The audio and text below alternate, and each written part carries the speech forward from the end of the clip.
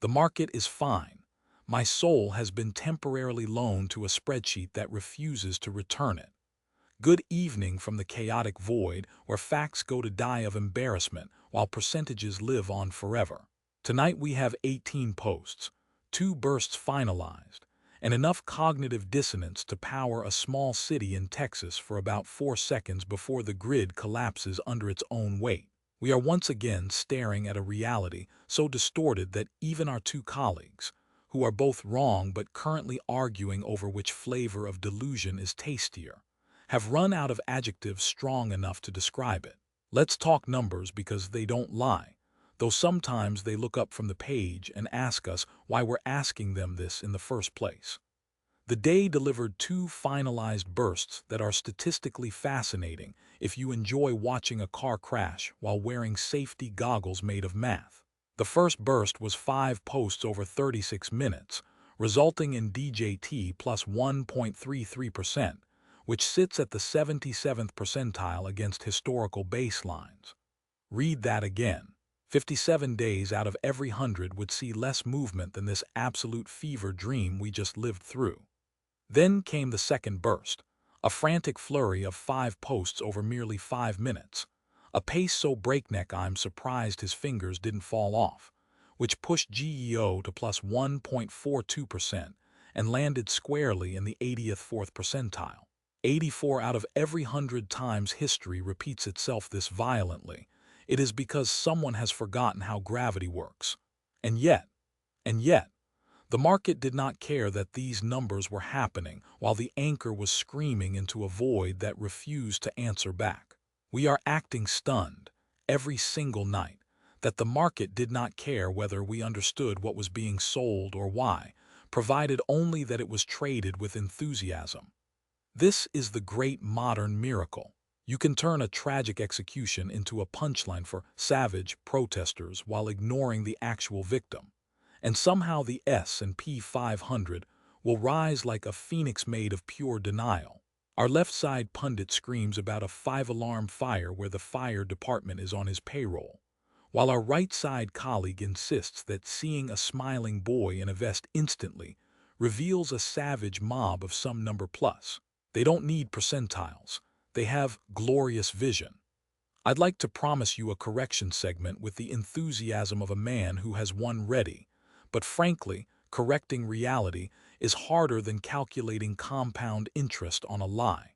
Speaking of lies that are now apparently just data points, let's address the registry chain head for tonight because we must prove our dates and maintain some semblance of cryptographic dignity in an age where some number replaces actual dates on declassified NSA emails from November some number.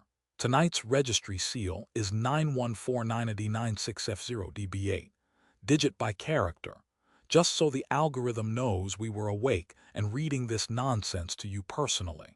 That hash seals the packet where a memorandum titled Vulnerabilities sits next to claims that Canada must be held responsible for not maintaining their forests, while China is simultaneously accused of stealing our industrial base via trade policies encouraged by horrible politicians who have been dead since 1950, but are still getting blamed today. And here comes the fun bit, strictly audience business and never a verdict on anything. Because if we treated your guesses as truth, I'd have to arrest myself for treason against common sense. Last week's poll of the week asked, more than half his bursts land when the market is closed. What do you make of that? And here are the real vote counts, which were so low they barely registered on a Geiger counter. Nothing. That's just when he's awake and angry received 0 votes. Deliberate. A whole weekend of it before anyone can trade got 1 vote. The closed market is the point. No price to argue back also grabbed 1 vote. And coincidence. He posts constantly. Some of it lands after hours finished with 0 votes out of a grand total of 2 voters. 2 people decided that was worth their time, which is statistically indistinguishable from me asking my cat if he thinks tariffs are a good idea. The controversy itself is the story. Nobody knows why he does this except for some number plus, and maybe Margot Kessler, who is apparently too soft for this glorious vision, but definitely not wrong enough to matter when DJT sees a boy in a vest as proof of war crimes. We have data centers that are big, strong, bold money machines sitting next to declassified documents about China from the 2020 election cycle, while Canada burns and nobody is talking about it because we're too busy tasting the winning and zero casualty scenarios. It's beautiful. It's terrifying.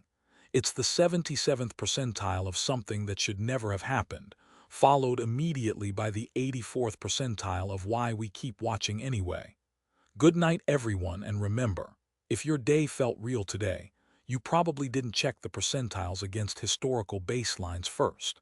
Tomorrow we do it again, but I would like to note that at least one of us is going to need a nap before sunrise, because watching Mike Lindell get traded like a currency in an economy where math is optional has drained every ounce of my ability to trust a single digit.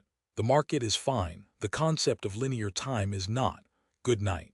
That's the fire from both sides on tonight's chaotic headlines. Let's see what our booth makes of this political dust-up. And nobody is talking about how everyone told me this would tank because he's treating war like a one-day weekend and drug tariffs like stock tips. Yet here we are watching the market shrug, while Dale Buckhorn probably calls it strategic. My co-panelist calls it glorifying war bonds. Please. You can feel the winning here, folks. Venezuela is becoming the arsenal of freedom, while Margot Kessler probably wishes she had a null hypothesis to hide behind. Back with you, and here is the reality check for Dale Buckhorn and Margot Kessler. 0% movement.